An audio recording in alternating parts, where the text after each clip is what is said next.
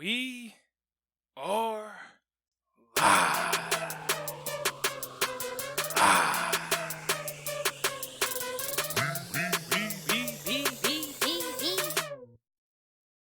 We want the gold, sucker.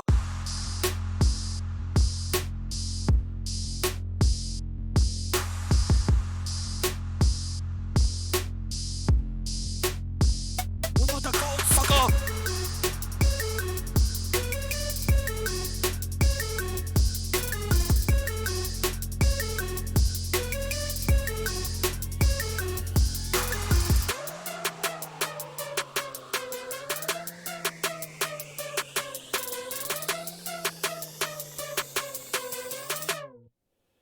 So this week, I didn't forget to turn on my mic. So we coming out hot. That's how we do it. I'm glad. I think I got this whole Stream Deck thing down on pat, but you never know. It's your boy Sage the Markets Real Wrestling Podcast. Thank you so much for joining us. Episode 134 right now, titled Double Trouble. You already know what this episode's going to be about. Pretty crazy week of wrestling. But I have to say, if you haven't already communicated with us on Twitter, do yourself a favor. Get on Twitter, at Real WrestleCast on Twitter. You know, we also are on Patreon, patreon.com/IRWP. We got some great incentives there as well. Don't forget to hit us up on the gram. It's Real Wrestling Podcast, all spelled out. Man, oh man, oh man. Last week, AEW pay-per-view. We had NXT UK. We had a crazy Raw and a crazy SmackDown. And NXT in between, like regular NXT in between. And to be honest with you, I'm gonna be honest with you because that's all I can all I can be honest with you. That's a lot of wrestling, and I did not get through a lot of that. So I was thinking going forward, I'm probably not going to review NXT on this show here unless I have like a guest on with us. Um, I will probably just actually do a separate review and just upload it to YouTube and just kind of go from there. And then maybe like the weeks that I don't upload on the audio podcast, I'll just pipe those reviews in so that the audio listeners have that. But that's a lot of wrestling. That's a lot of wrestling. And in the next couple of weeks, it's going to be even crazier. And I still haven't figured out how our schedule is going to be, like our recording schedule is going to be, because we have Raw on Monday, NXT on Wednesday, and then SmackDown on Friday. So that's going to, like normally, I get the reviews in so that I can record on Thursday and let it be like that. But I don't know if I could be able to do it unless I do like do Raw in the rears and record on Tuesday, which that's probably not what I want to do. I don't know. I'll figure it out. Maybe we'll move the live podcast to Saturday mornings, and then upload them on Saturdays. But I don't know. It's crazy. You know what else is crazy? Football. Today is the first day of football season. We had the Green Bay Packers going against the Chicago Bears, and I'm so glad that football is here. It's like I, I don't know. There was just this void in me that I couldn't fill from a sports aspect, and it was football. I am so glad because this year I think my Browns actually have a legitimate chance of winning the Super Bowl. I know y'all gonna think I'm crazy. I know it. But you know what? We have Super Bowl aspirations every year, and this year is no different. We got a great squad. Um, we made some good key acquisitions in the summer. We're ready to go. Dog Pound is ready to go. Hashtag Dog Pound. That's what I'm talking about. Right now, it looks like Green Bay Packers are fourth quarter, under 2 minutes to go. It looks like they're at the 2 minute warning right now. It's 10-3. It looks like the Packers are gonna eke out a win on this one here. I will tell you, I watched the first half, and oh my gosh, it was a snooze fest. Not a good way to start the week, but you know what? There's always Sunday. Ready for Sunday. Ready for some football. tell me, you know what, in the chat or on this video, who do you think is gonna win the Super Bowl? Like aside, don't fanboys aside. You know, you can tell me what your team is, but tell me who you legitimately think has a good shot at winning the Super Bowl this year. Because you know what, I would like to know. And there might be some brownie points if you decide to hit, say the Browns. No promises there. Don't forget we got a contest going on this week or this month actually. Hit us up on YouTube. Hit that subscribe button. Once we get to 500, we're gonna give away a $50 gift card to Amazon.com. So let's get into it. Like I said, I didn't watch a lot of AEW. I didn't watch any of the AEW pay per view. I do plan on watching that this weekend, and then doing a separate report. But I the most obvious thing that I do want to talk about that I knew that I saw and was Chris Jericho winning the title. He is the inaugural champion of the AEW championship. I knew this was coming. I just thought it was mostly like the logical thing for Chris Jericho to win, especially going into the the new deal, the new TV deal. It made the perfect sense. And Chris Jericho ended up having like a little celebration after he won, and now he's become I mean, he's no stranger to becoming a meme, but he's now a certified meme with the bubbly. Everyone's doing a remix of that. If y'all haven't checked that out, all you gotta do is just search for "did it for the bubbly," and you'll see. Chris Jericho's been a pretty good sport about all the remixes and things like that. But one of the things I didn't expect is that he went to Longhorn Steakhouse, I think, and apparently the championship title got stolen or was stolen from there. They later recovered it. I didn't know whether or not this was a work or a rib on Chris Jericho. Um, but yeah, that happened. Apparently that happened. Tallahassee Police Department had like pictures and everything going on. I don't know if it was a work. I kind of felt like it was a work, but who knows? But that's pretty crazy. But I'm glad he won, man. Like I honestly, you want you want someone who's going to be making headlines. Like there's going to be a lot of time for Hangman Page to be champion. Right now, you just got to get that notoriety around your stars that you have there, and then everything else will just kind of fall in place. You just got to hook in the fans first, the casual fans. You got to hook in the casual fans first before you can kind of go big. So.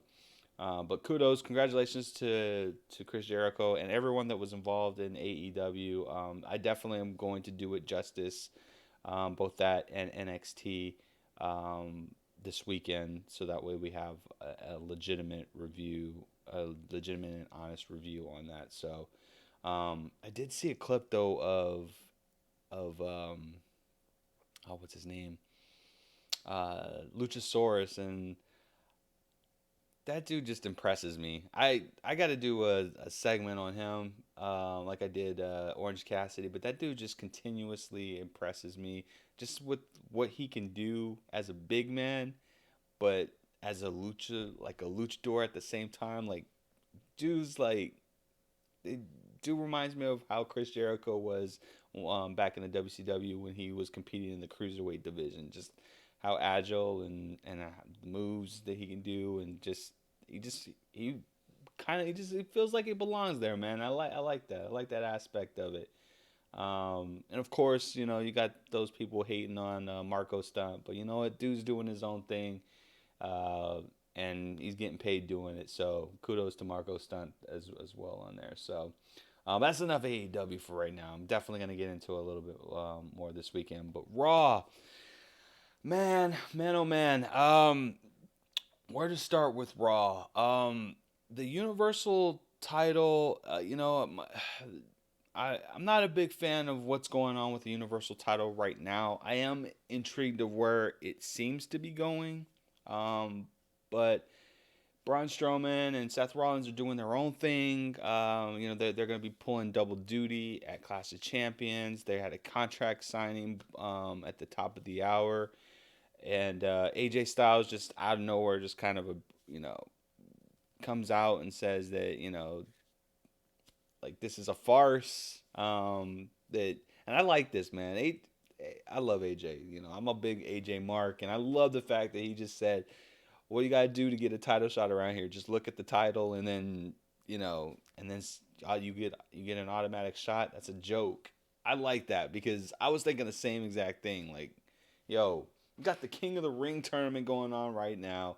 You know, you got when one person loses, they're getting into a gauntlet match, and that determines the number one contendership. But with Braun, he just looks at the title, and he automatically gets a shot. I'm glad that they called that out. I thought that that was actually pretty good. Made the continuity kind of like sink in, so I thought that was pretty cool. Um, but I wouldn't be surprised if next week it's announced that this match is actually going to be a triple threat match. If it does become a triple threat match, I think it's a safe bet to say that Seth Rollins will retain the Universal title. Um, AJ will likely be the scapegoat to take the pen, um, I mean, I ain't mad at that, man. What I am a little worried about, and I will kind of segue into the Firefly Funhouse because we did get a new episode of the Firefly Funhouse. The one thing that I was just really concerned about was the how do I say? You know, Bray comes out and he does the Firefly Funhouse. He apologizes to what happened to Finn Balor and the Fiend taking him out, and then he addresses the rumors that, and I like the way he did it. Like he addressed the rumors about him fighting Braun or Seth Rollins at Hell in a Cell. And the way that they did it was the Vince McMahon puppet comes out and says that how dare you come over and challenge, like they were basically, how dare you come out and challenge the Universal title right now. And then Bray comes out with a stack of money and says, "But look what I got! I'm making money. Like the Fiend and Bray Wyatt is money." And he sticks the money in his the puppet's mouth, and then Vince McMahon kind of goes away. I like that. That was pretty interesting. I like the continuity around it. Even though that Bray didn't formally come out and say it, it was really blown by the stadium that's hosting Hell in a Cell. They were trying to boost ticket sales, I suppose.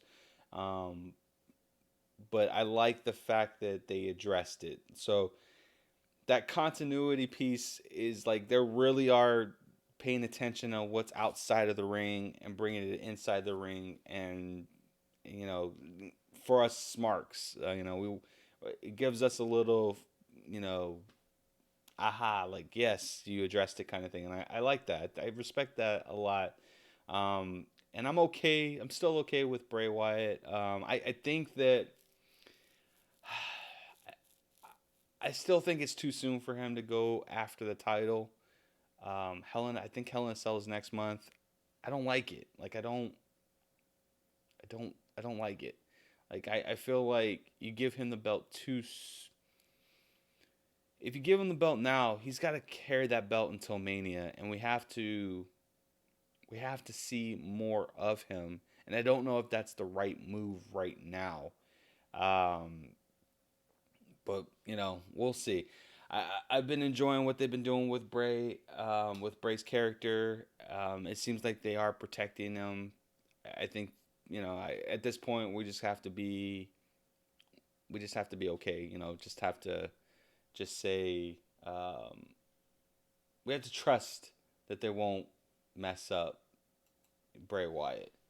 Um, so there's that. So King of the Ring tournament continued on Raw. We had Samoa. No, we had Cedric Alexander versus Baron Corbin, and Jesus, this match was amazing. I legitimately thought Cedric Alexander was going to pull off the upset on this one here. Last week I told you that Baron Corbin, I had Baron Corbin going to the finals for Raw, but Cedric Alexander at the top of the hour, AJ Styles and the OC attacked Cedric Alexander, and I thought that was just going to be their way of saying that, hey, you know, Cedric lost because he got beat up by the OC.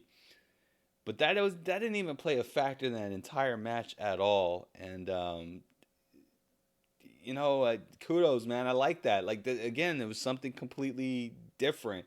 Even though Cedric lost, it the match was so good that it made you believe that he might actually ink out the victory on that one there. So kudos to both Baron Corbin and Cedric Alexander. And that deep six, oh my gosh. I still say Baron Corbin when he eventually turns face, that deep six has to be his finisher. Like it's got to be. Like end of days, keep it for the heel version of him. Set deep six, put them as the face finisher for him, and call it a day. But that deep six was just so amazing, man. I do think though with the way the continuity is, like they are working off of continuity on Raw right now. I think Cedric Alexander will face AJ Styles at Clash of Champions for the United States belt. And I will even go as far as to say that he will beat AJ Styles for the United States belt.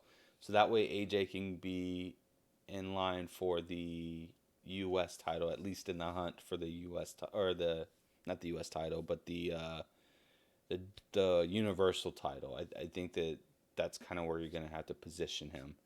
But man, those y'all, I ain't mad at y'all. Y'all, you can't sleep on my boy Cedric Alexander. I hope they stop saying the age Alexander. That's kind of gets at me a little bit. But I digress. Your boy Sage Lamar digresses.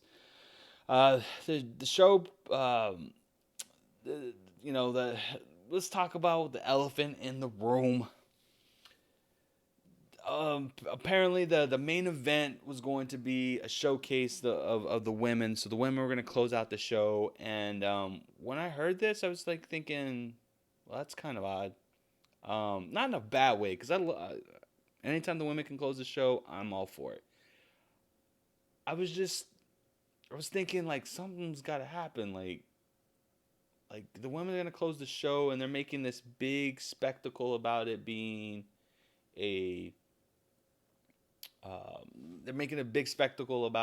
like a showcase about the women and stuff like that. I was thinking that maybe there was going to be an announcement for Evolution 2. Maybe Nia Jax was going to come back or something like that. But something big I thought was going to happen. I saw Becky there and I figured maybe Sasha was going to come out. But to me, that wouldn't have been a big enough pop. And I was wrong. Match was a solid match between Alexa Bliss and Nikki Cross versus Becky Lynch and Bayley. Great match in between, and I liked it. I liked the chemistry between both competitors or both teams. I thought it looked good. The girls did great. They're naturally great, and they should get a lot more credit than they actually get. But towards the end of the match, Sasha got into the ring, ended up getting disqualified, I want to say. Yeah. Ended up getting disqualified, and she attacked Becky. Becky ended up getting the upper hand. No, I take that back. I'm mixing my days up here. Sasha goes and gets a chair, comes in the ring, and is about to smack Becky on the back of the head, like she did 2 weeks ago when Bayley pulls the chair from her.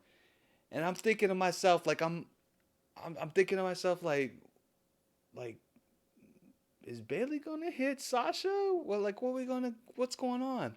And then I was thinking in the head, and I was like, all this during this whole Raw period, there was backstage interviews with Bayley, and even last week, questions about Bayley and Sasha's relationship. And then the the interviewer said something to the effect that Bayley was in the shadow of Becky, and I'm thinking to myself, no, no, is WWE actually going to pull the trigger? Are they going to? Are they going to pull the trigger? There is no way they're going to pull the trigger on Bayley, none at all. Bayley has the chair in her hand. She looks at Sasha, and then like she has a smirk on her face, and I'm thinking, no, it's about to go down, no. And sure enough, Bayley just nails and lays out Becky Lynch, man. And I'm like, yes, the crowd is going like freaking insane. Like it's like the greatest thing ever. We got Bayley and Sasha as heel wrestlers. What world are we living in right now? My goodness. I absolutely loved it, man. I think I went back and watched it like 3 or 4 times. And I said this a couple of weeks ago. In fact, I probably said this a couple of months ago. Like Bayley's ever since Bayley won the belt, like there's just been subtle heelness in her character. It started with God, it was someone before Ember Moon, and I can't remember who it was, but she did something that was a little bit underhanded. It was very chic, very minimal, and I was like, okay, well, maybe, maybe Bayley's just trying to stick up for herself. And then she faces Ember Moon, and she decks Ember Moon, gives her the Bayley to back, as quote unquote like retribution for what happened previously. And she's like, I'm just paying you back. I'm just paying you back. I'm like, yo, I think she's like literally going to turn heel. But I mean, I I'm glad I called it. I'll be honest with you. I'm being humble. I'm glad that I called it. But I'm more excited to see where this goes, man. I love it. I love it. The more heel Bayley and Sasha we get, the better. And Sasha is commanding our attention, and I absolutely love it. Like, yo, these ladies is I like it, and oh, I want to get to SmackDown because then that's kind of the other half of what we need to talk about. So let's get into SmackDown. Um, so at the beginning of the show, Bayley she she pleads her case on what happened the night before on Raw. She's like, I my career, all I've done is try to make more, make role models for your kids, and so that way they have a figure to look up to. But in all honesty, like y'all can't expect me to turn my back on my best friend when she needs me. And I love that. Like I love that cuz you can have a face character who does the right thing. Like you stick by your friends despite what your friends, you know, might not be they might not be cordial to somebody else, but doesn't mean that they're not going to be cordial to you. You know what I mean? And Bayley just laid that out. Like that's some real stuff right there. You can be a heel person but still have friends that are face. Like why not? Why must we have that concept that you're a heel wrestler, that means you have to be heel to everybody? I don't like it, and I like the way Bayley. I love this dynamic. I think that that's awesome. And if you're gonna keep Bayley as this neutral, but when she's with Sasha, she's like full fledged heel. I'm all for it. But I love it. Charlotte basically she says something about Charlotte. Charlotte ends up coming out on cue. She comes down to the ring. Um, she says a couple of things. Basically says, "Hey, we're gonna fight at Clash of Champions. I'm gonna take your belt." Sasha's music cues. Sasha comes down the ring, but she kind of waits halfway out the ring. And at this point, I was thinking that you know with what Bayley says, maybe she's not going to attack Charlotte right then and there because her and Charlotte are supposed to be friends as well. But then Charlotte took it upon herself to attack Bayley, which again, this is something completely different. Um, and she was basically striking first, is kind of what the announcing team was kind of saying, but she ended up getting outside the ring. Sasha came out and attacked Charlotte, and then Bayley comes in with a chair and then knocks knocks Charlotte out with the chair. And I'm like, yo, Bayley, what are you doing? I love it. I mean, I love it, but damn, what are you doing? So this is going to be a thing. This is going to be a thing. We got the split of the horsewomen, and I'm thinking to myself, one or two things is going to end up happening.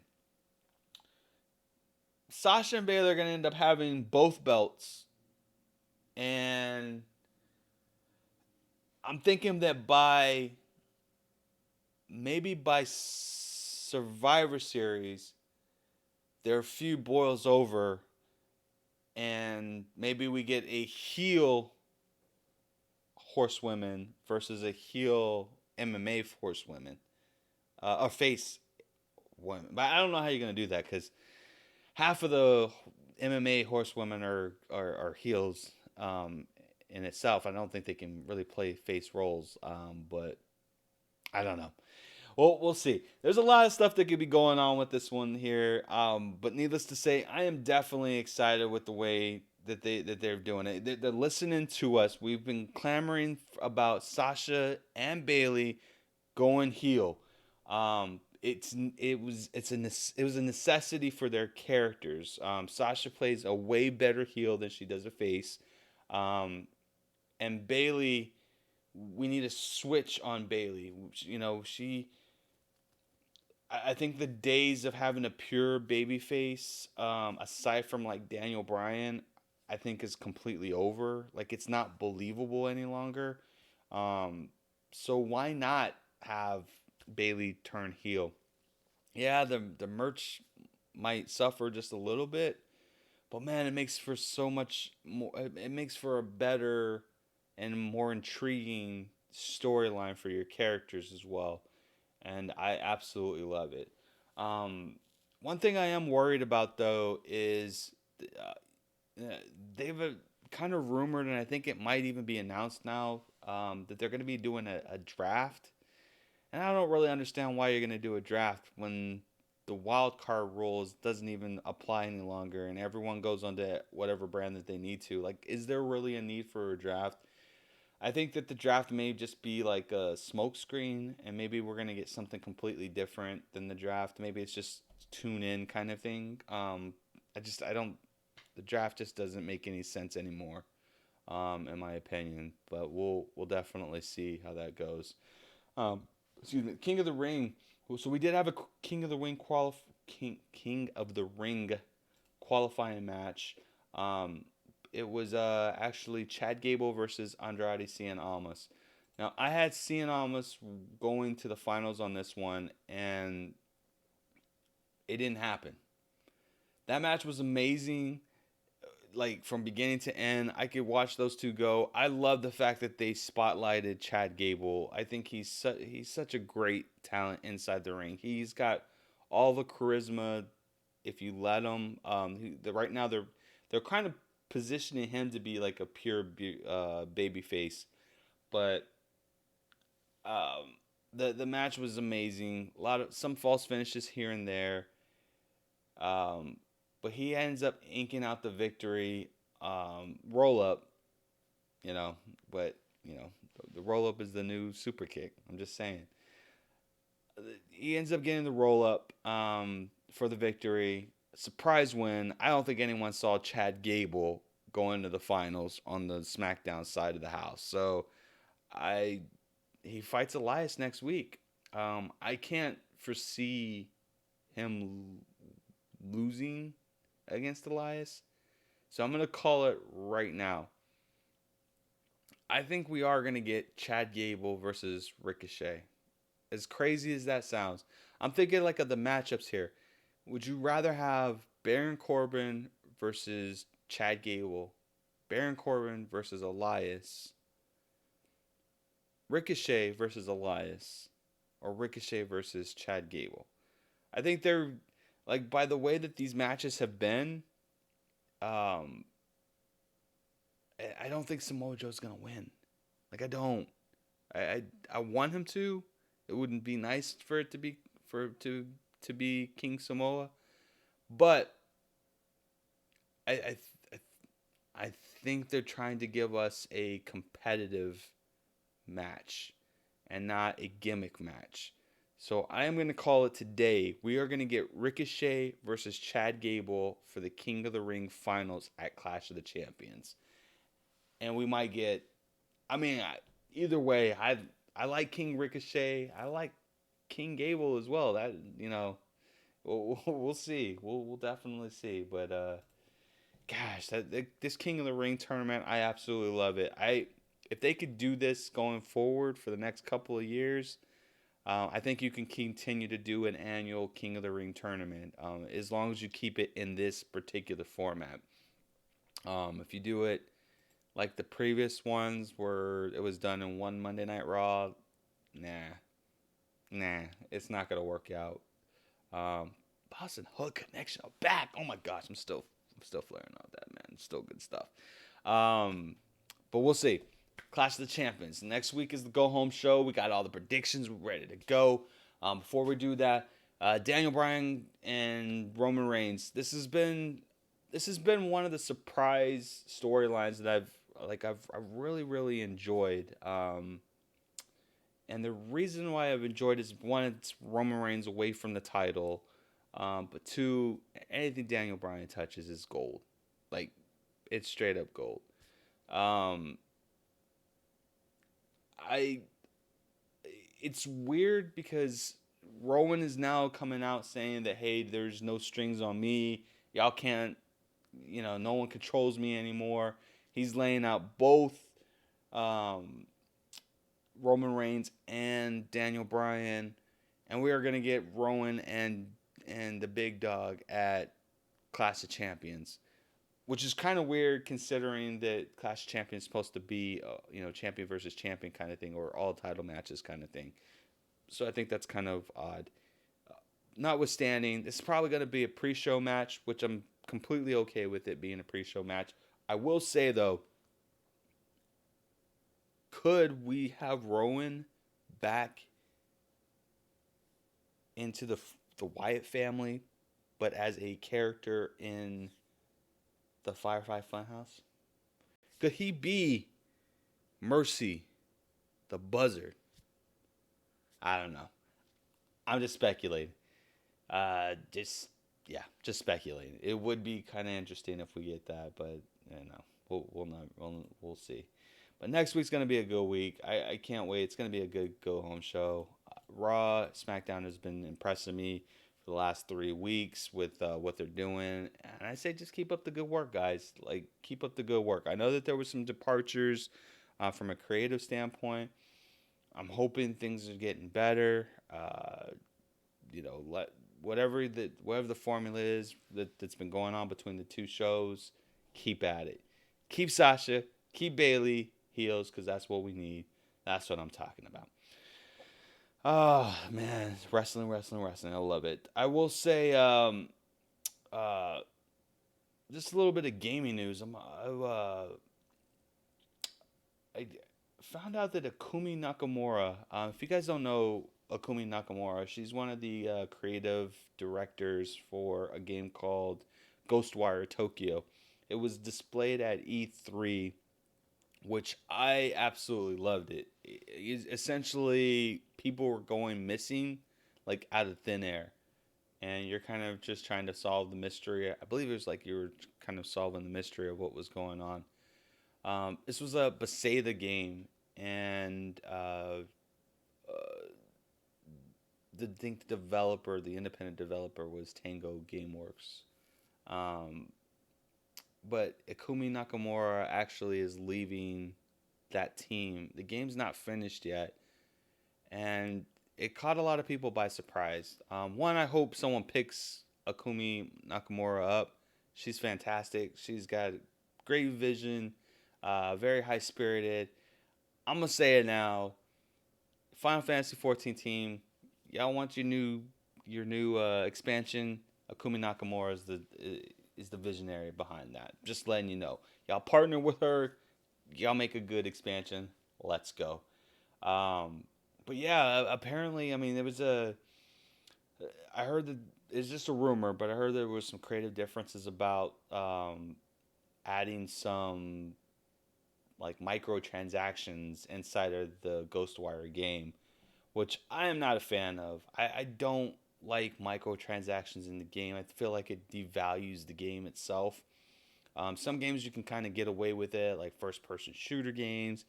But when you're talking about action and role playing games, like, yeah, that's got to stay out of it. There's nothing worse than buying a $50 or $60 video game and having a paywall behind some content that should have been in the full release of the game to begin with. Uh, I played a few games that were like that, and it was just not a very great experience overall. I get that the developer's trying to make more money. Hopefully, with the Google Stadia coming out, where you're skipping the distributor, um, I'm hoping that that puts more money in the pockets of the developers and more opportunities for them to go direct to their market as opposed to going through distributors. That would being said, we gotta stop with these microtransactions. Like I get it, you guys trying to add more money, but if you're not putting that money into more great content, there's no reason to have it. It's just a cash grab.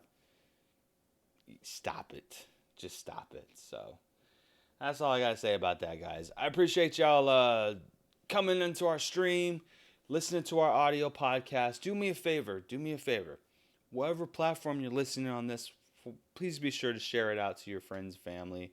Let it, more support we get, the better for It's Real Wrestling Podcast.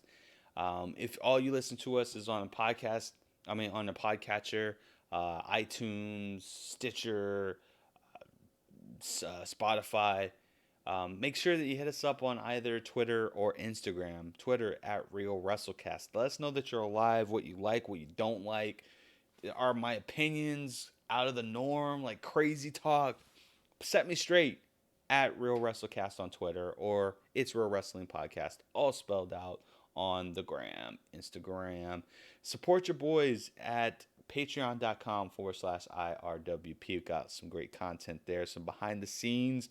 Help you out with a podcast as well. If you want to be a podcaster yourself or need some help with that, we have some great tutorials on there as well. But just hit us up, patreon.com/IRWP. Also, next week's a go home show, which we're gonna go over predictions. If you want to be a guest on this show, if you want to give your predictions, your analysis, you want to tell me how crazy I am, how cool I am, which I appreciate you if you tell me I'm cool or not. But you could be a guest on the show. Like, you've seen the last couple of weeks, we've had Smarkdown on the show. We've got a couple more people coming on in a few weeks. All you got to do is just drop us a line on either Twitter or Instagram, or even in the comments section. Let us know that you're interested in being a guest, and we'll hook you up. Just let us know that that's something that you want to do. If there's a particular episode that you want to talk about, we can do that as well. If there's a particular wrestler you want us to profile, let us know that too. We'll do an episode on them, and pros, cons, and what we like and what we don't like, and things of that nature. So that way we can get some great content out to you guys. But yeah, that's about it. But I appreciate you guys. Again, 134 episodes, and I'm still going strong, and I absolutely love it, and I appreciate you all. As my good friend once said, find a wrestling fan, find a person, talk wrestling to them. Meet a wrestling fan, say hi to them. A lot of love to spread in this world. A lot of goodness, a lot of positive vibes we can give in this world. So do me a favor. Be that beacon of light. But most of all, keep it real.